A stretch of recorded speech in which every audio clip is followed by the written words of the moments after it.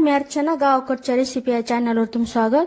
इथं मी कोथिंबीर, लसूण, अद्रक आणि सुकं खोबरं असं कट करून घेतलेलं. त्याचं बारीक असं वाटण करायचं मिक्सरला. अगोदर सुक्क आणि गरज पडली तर किंचितसं पाणी वापरायचं.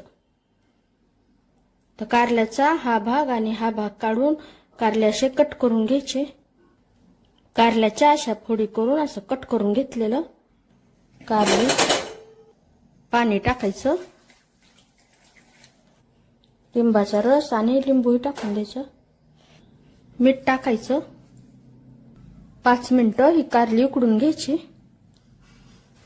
5 मिनिटं झालेले तर गॅस बंद करून टाकायचा. हे कारले काढून घेऊ. कारले पूर्ण थंड झालेले आहेत. यामधले बीही काढून घेतलेले आहेत. तेल टाकायचं, हे वाटण व्यवस्थित परतून घ्यायचं. तेल तापल्यानंतर गॅसची कमी करायची. परतत असताना त्यामध्ये हळद, इथं मी सांबर मसाला घेतलेला आहे. सांबर मसाला टाकायचा. सांबर मसाला टाकल्यानंतर घरगुती काळा मसाला टाकणार आहे. तिखटपणासाठी तुमच्याकडे तिखटपणासाठी जो मसाला असेल तर तो टाकायचा सांबर मसाल्यानंतर.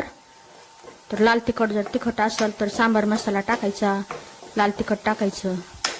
व्यवस्थित असं परतून घ्यायचं. यामध्ये पुढे टाकायचं, व्यवस्थित असं परतून घ्यायचं. गॅसच्याच कमीच ठेवायची. गॅसच्याच कमी ठेवून छान असं परतून घ्यायचं. व्यवस्थित असं परतून झालेले छान असा सुगंध सुटलेला आहे. तर कमी आचेवरच परतायचं म्हणजे मसाला करपत नाही, छान परतवला जातो. यामध्ये आता गरजेनुसार पाणी टाकायचं. व्यवस्थित असं मिक्स करून घ्यायचं.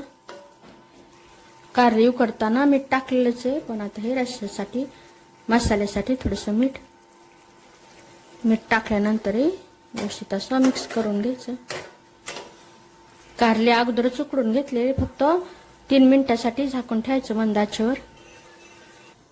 तर 3 मिनिटं झालेली आहेत. भाजी तयार झालेली. गॅस बंद करायचा. यावर बारीक कट केलेली कोथिंबीर. रेसिपी आवडली तर नक्की शेअर करा.